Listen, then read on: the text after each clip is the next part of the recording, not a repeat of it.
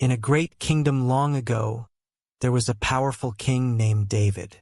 He had many children, each with their own stories. Among them were two half-brothers, Amnon and Absalom, and their beautiful sister Tamar. Tamar was the daughter of David and Maacah, while Amnon was David's son with another wife. This is the story of Tamar, a tale filled with love, betrayal, and heartbreak.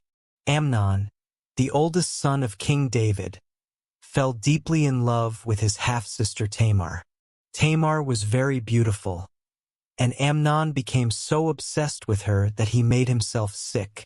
Day and night he thought about her, but he knew it was wrong to feel this way about his own sister.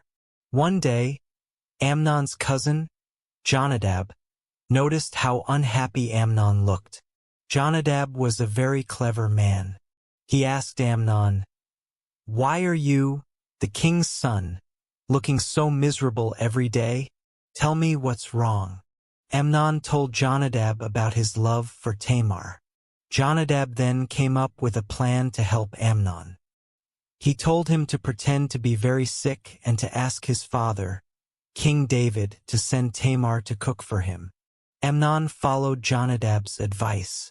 He lay down and pretended to be very ill. When King David came to see him, Amnon said, "Please let my sister Tamar come and make some special bread in my sight, so that I may eat from her hand." David, wanting to help his sick son, sent Tamar to Amnon's house. Tamar, not knowing anything about the plan, went to Amnon's house and began to make the bread. Tamar took the bread she had prepared and brought it to her brother Amnon. But when she came close to feed him, Amnon grabbed her and said, "Come to bed with me, my sister." Tamar was shocked and begged him, "No, my brother, don't force me. Such a thing should not be done in Israel.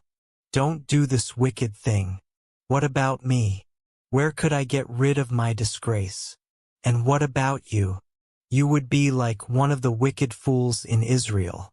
Please speak to the king. He will not keep me from being married to you." But Amnon refused to listen to her.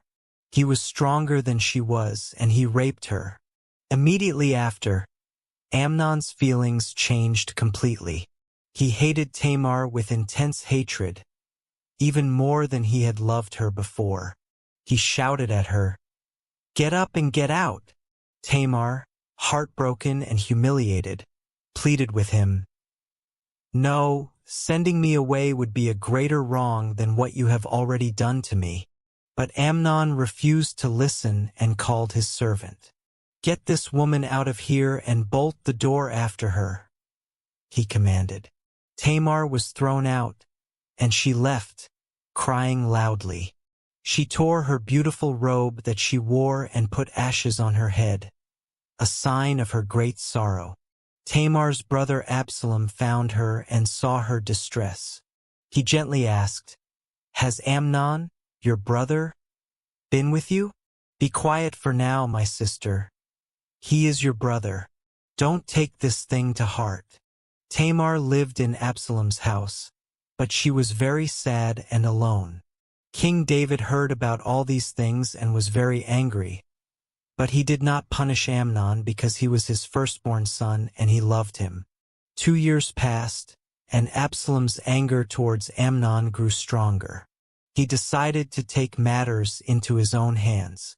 Absalom planned a big feast to celebrate the shearing of his sheep and invited all the king's sons, including Amnon.